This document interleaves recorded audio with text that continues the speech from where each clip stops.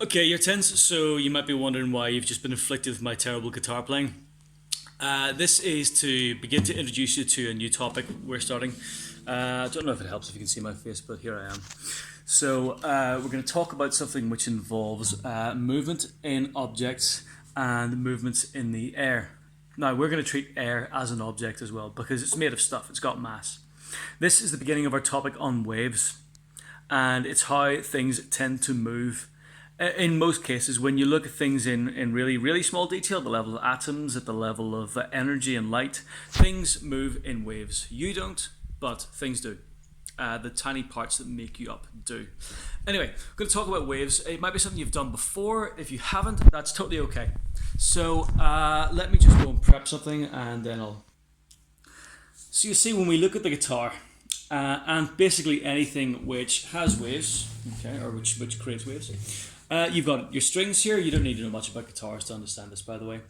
Now, right now, at this point, those strings are in what we call an equilibrium position or rest position. So this is just where they're happy, they're okay being there. But what I can do, obviously, is I can sit here and I can pluck the string. Now, you can see in the video, not super clearly, but you can see that the string is moving forwards and backwards. Okay, it's been disturbed from that equilibrium position and it's moving forwards and backwards. But there's something which is making it go back to the equilibrium. Okay, there's something that's making it go back to that position, and that's got to be a force, right? Because we can see it's moving, but that movement gets less and less, and that's what we call a restoring force. Okay, it's something which brings it back to its equilibrium position, which brings it back to somewhere where it's more stable. In this case, it's the tension in the guitar strings. It's that thing which makes the guitar string difficult to pluck. That's the tension. That's the restoring force. In different waves, we get different restoring forces.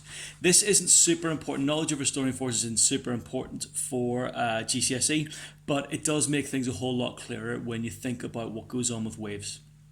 We're going to look at some other examples of waves in a slightly bigger context.